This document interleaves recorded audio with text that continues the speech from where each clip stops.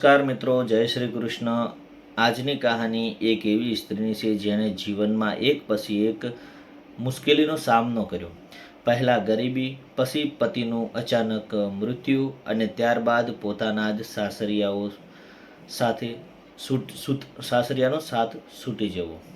પરંતુ કદાચ જીવનની સૌથી મોટી સુંદરતા એ છે કે જ્યારે આપણને લાગે છે કે હવે બધું પૂરું થઈ ગયું છે, ત્યારે જ કોઈ નવી શરૂઆતનો દરવાજો ખુલી જાય છે.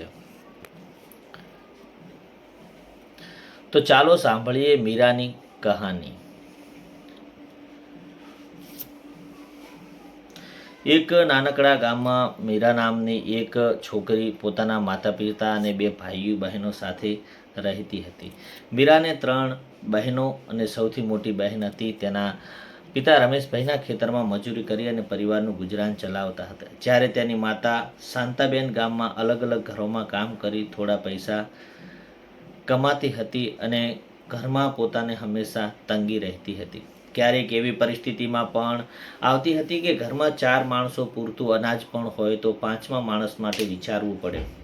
પરંતુ મીરાના માતા પિતાએ પોતાના બાળકોને ક્યારેય એવી લાગવા નથી દીધું કે તેમને ગરીબ હોય. રમેશભાઈ હંમેશા પોતાની દીકરીઓને કહેતા, બેટા, અમારી પાસે પૈસા ઓછા છે, પરંતુ હિંમત ક્યારેય ઓછી ન કરવી. મીરા ખૂબ જ સમજદાર હતી. તેના ઘરમાં કામ માટે મદદમાં રમેશભાઈ પોતાના નાના ભાઈ બહેનની પણ સંભાળ રાખતી હતી. સમય પસાર થતો ગયો. મીરા યુવાન થઈ ત્યારે તેના માતા પિતાએ તેના માટે સારો સંબંધ શોધવાનું શરૂ કર્યું. થોડા સમય પછી નજીકના શહેરમાં રહેતા એક પરિવાર તરફથી સંબંધ આવ્યો. છોકરાનું નામ હતું મનોજ. મનોજ શહેરની અંદર એક ખાનગી કંપનીમાં નોકરી કરતો હતો. પરિવાર સામાન્ય હતો, પરંતુ મનોજ સ્વભાવમાં ખૂબ જ સારો હતો. તેને પૈસાથી વધારે માણસની કિંમત સમજાતી હતી.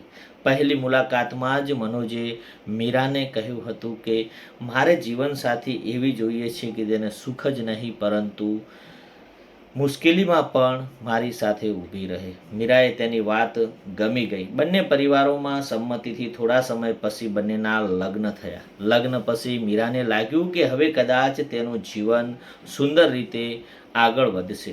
મનોજ પણ તે બંને ખૂબ ખુશ રાખતો હતો અને ઘરમાં ભલે પૈસા ઓછા વધારે હોય, પરંતુ એકબીજાની સાથે ખુશ રહેતા હતા. આ રીતે લગ્નના લગભગ 3 વર્ષ વીતી ગયા હતા. પરંતુ મિત્રો, ક્યારે જીવન આપણા સપનાઓ કરતાં પણ ઝડપથી બદલાઈ જાય છે. એક દિવસ મનોજ હંમેશાની જેમ ઓફિસથી ઘરે આવ્યો. ઘરે આવ્યા પછી તેમણે અચાનક છાતીમાં અસહ્ય હોવાનું કહ્યું. મીરા ગભરાઈ ગઈ. તેણે તરત જ પડોશીની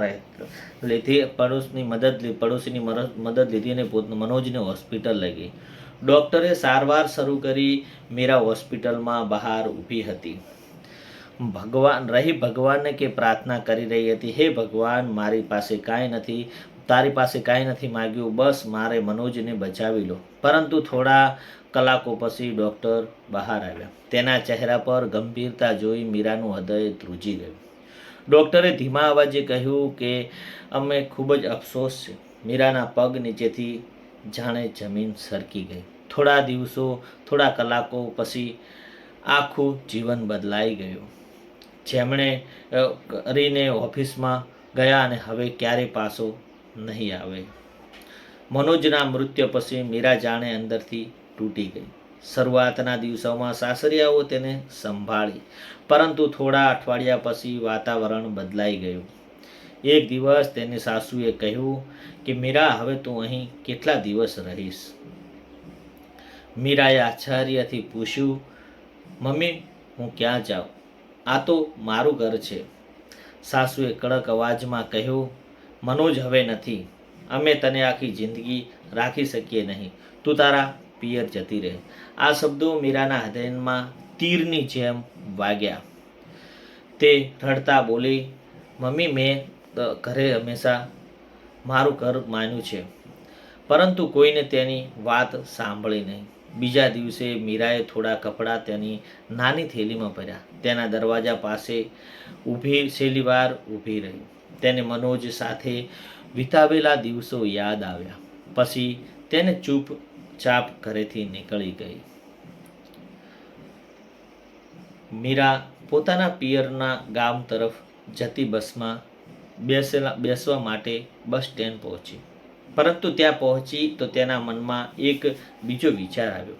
મારા માતા પિતા પોતે જ મુશ્કેલીમાં જીવે છે, હું ત્યાં જઈશ તો તેમના માટે પણ ભાર બની ગઈશ. તે બસમાં બેસી નહીં અને તે ખૂણામાં જઈ અને બેસી ગઈ. કલાકો પસાર થઈ ગયા. મીરાની આંખોમાં આંસુ વહેતા હતા. હાથમાં માત્ર થોડા જ રૂપિયા હતા. ત્યારે એક વૃદ્ધ માણસ તેની પાસે આવ્યો. તેનું નામ હતું દયાશંકર કાકા. તેમણે પ્રેમથી પૂછ્યું, બેટા તું અહીં એકલી કેમ બેઠી છે? મીરા પહેલાં ચૂપ રહી, પરંતુ દયાશંકર કાકાએ અવાજમાં તેને પોતાના પિતાની લાગણી અનુભવાઈ. તેણે પોતાના આખી કહાની તેને કહી અને કહ્યું કે કાકા ધ્યાનથી વાત સાંભળો. પછી કહ્યું કે બેટા, જીવનમાં મુશ્કેલી આવે છે એટલે રસ્તાઓ બંધ થઈ ગયા હોય છે એવું નથી. મીરા કાંઈ બોલી નહીં. કાકાએ આગળ કહ્યું, મારી દીકરી નંદિતા શહેરમાં રહે છે, તેનું પોતાનું બ્યુટી પાર્લર છે અને તું મહેનત કરીશ તો હું તેને વાત કરું. મીરાએ આશાની નજરે તેમની તરફ જોયું. કદાચ ભગવાને તેમને મદદ કરવા માટે કોઈને મોકલ્યા હતા. દયાશંકર કાકા મીરાને પોતાની દીકરી નંદિતાને ઘરે લઈ ગયા. નંદિતાએ મીરાને આખી વાત સંભળાવી. થોડી ક્ષણ શાંત રહી અને પછી કહ્યું, મીરા, તમે કામની જરૂર છે? તને એક વિશ્વાસુ વ્યક્તિની જરૂર છે. તું અહીં રહી શકે છે. સવારે ઘરના કામમાં મારી મદદ કરજે અને બપોર પછી પાર્લરમાં મારી સાથે કામ શીખશે. હું તને યોગ્ય પગાર આપીશ. મીરાની આંખોમાં આંસુ આવી ગયા.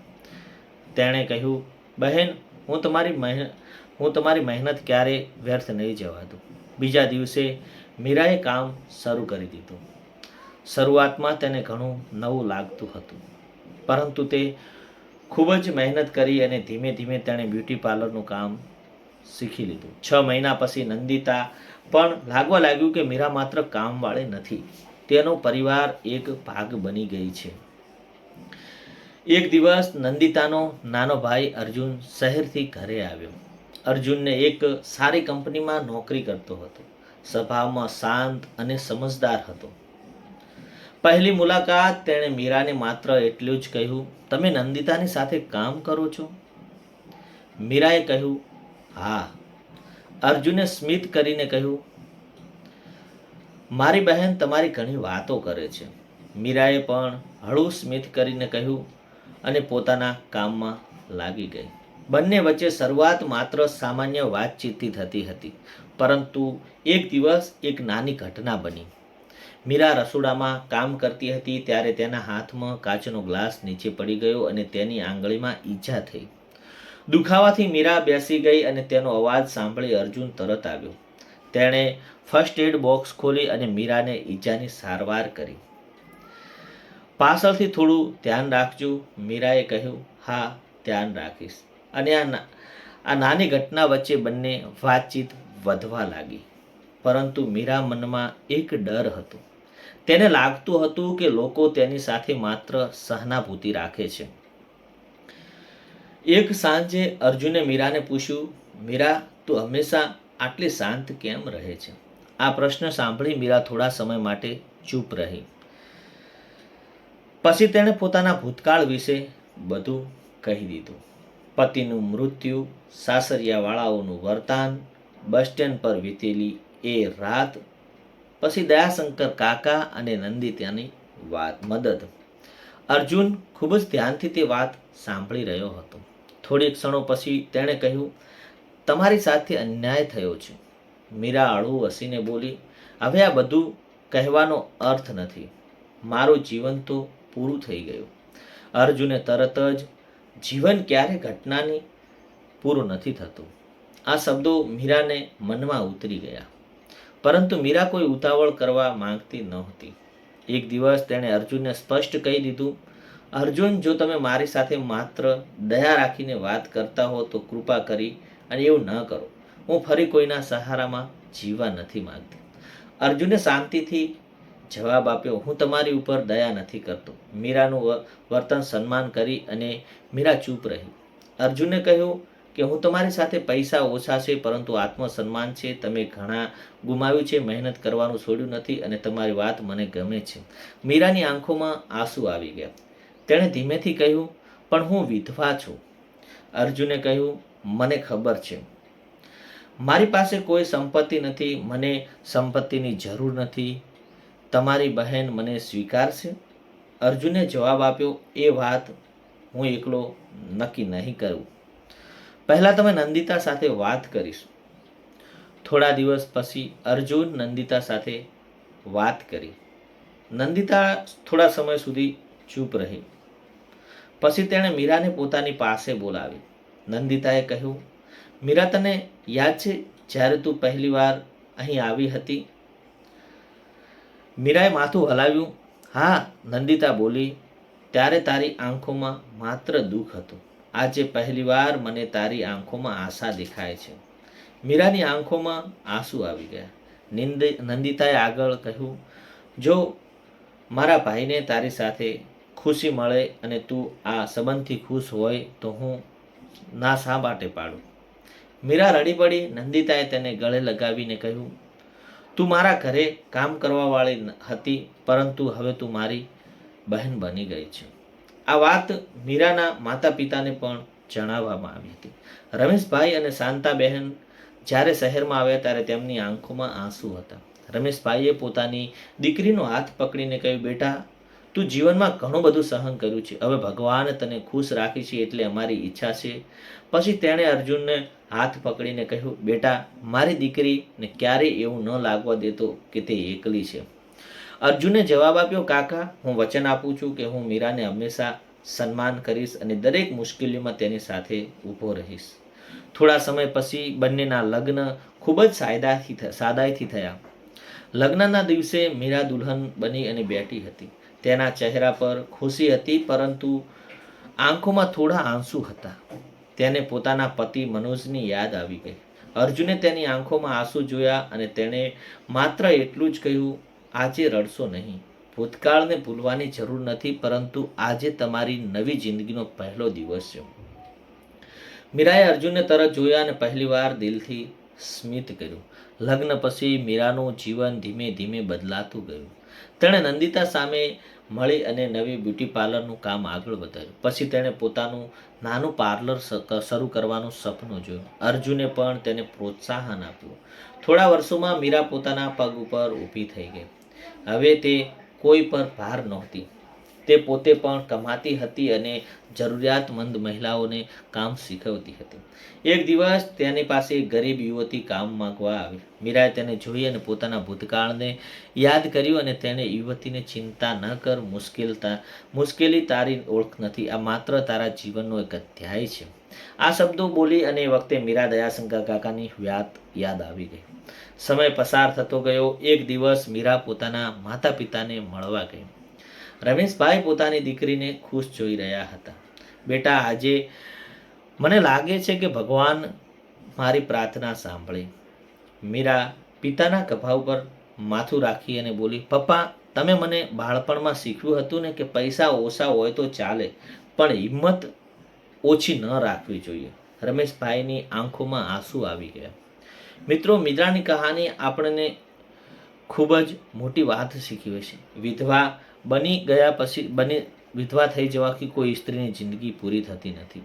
ગરીબી કોઈ માણસની કિંમત નક્કી કરતી નથી.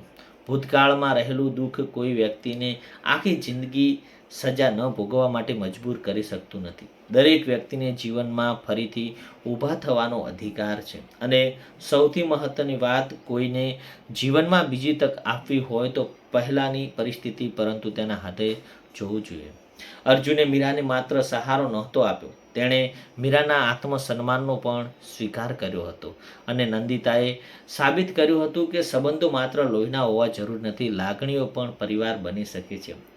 હવે તમે કહો મિત્રો, અર્જુન મીરાને જીવનની બીજી તક આપી, સાચું કર્યું કે ખોટું કર્યું? જો તમને લાગે કે દરેક વ્યક્તિએ પોતાના ભૂતકાળને આગળ વધી નવી શરૂઆત કરવાનો અધિકાર મળવો જોઈએ, તો આ કહાનીને લાઈક કરો, શેર કરજો અને આવી જ હૃદયસ્પર્શી અને જીવનની નવી દિશા આપતી કહાનીઓ સાંભળવા માટે અમારી ચેનલને સબસ્ક્રાઈબ કરવાનું ભૂલતા નહીં. ફરી મળીશું એક નવી કહાની સાથે. ત્યાં સુધી ખુશ રહો, સ્વસ્થ રહો અને તમારા પરિવારનું ધ્યાન રાખતા રહો. જય હિન્દ, જય ભારત.